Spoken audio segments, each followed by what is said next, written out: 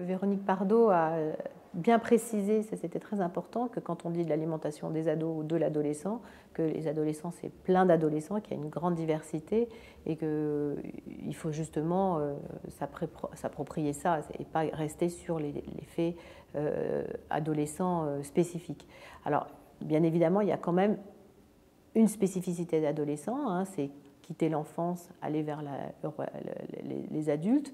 Ces adolescents ont des spécificités de comportement, et notamment dans le comportement alimentaire. Une des choses qui me frappe, c'est notamment l'impact de l'environnement.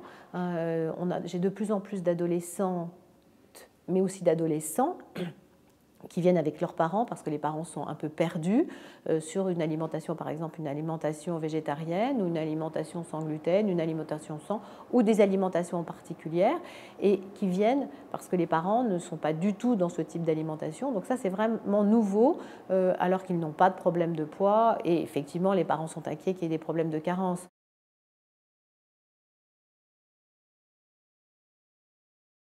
Éric Delcroix nous a montré lors de la conférence les spécificités de cette génération Z. Il y a une vraie rupture par rapport à la génération du dessus, c'est-à-dire la génération Y, c'est qu'ils sont très autonomes, très autodidactes, ils sont nés avec les objets connectés aussi bien dans leur activité sportive que dans leur activité de tous les jours, mais aussi dans leur activité culinaire, donc ça c'était très intéressant.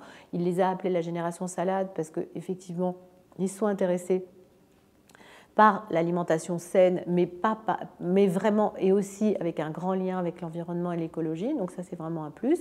Ils sont très intéressés aussi à la traçabilité, et il a dit qu'il y en a que ce n'était pas lié proprement à la catégorie socio-professionnelle. Il a quand même dit qu'il y avait un tiers des adolescents de cette génération qui n'étaient pas comme il le raconte, et que c'est peut-être ceux-là dont il faut s'occuper, c'est peut-être ceux-là qui vont être justement encore plus, avoir des comportements généraux et un comportement alimentaire délétère.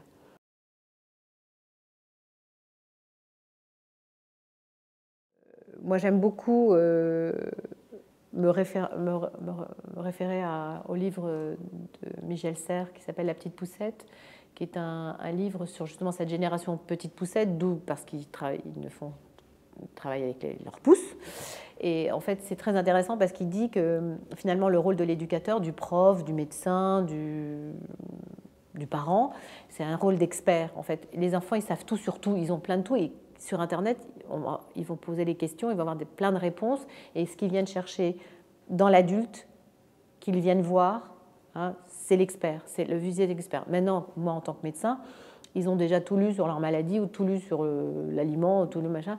Et ce qu'ils veulent savoir, s'ils viennent me voir moi, c'est quel est mon rôle, quel est mon regard d'adulte avec mon expertise vers ça. Donc ça, c'est très important. Et pour comprendre, il faut les connaître. Mais c'est comme un prof maintenant, quand ils savent très bien que les enfants ont lu ou vont lire sur Internet, ils vont faire du Wikipédia, etc.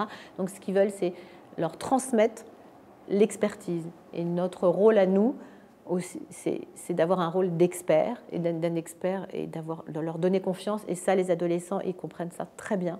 Et comme ils vous coincent là, où ils voient que vous n'avez pas eu cette idée-là, essayez de trop leur ressembler, trop de leur répondre ce qu'ils attendent, c'est pas forcément ce qu'ils attendent. Et le rôle d'un parent, ça va être peut-être un peu celui-là aussi.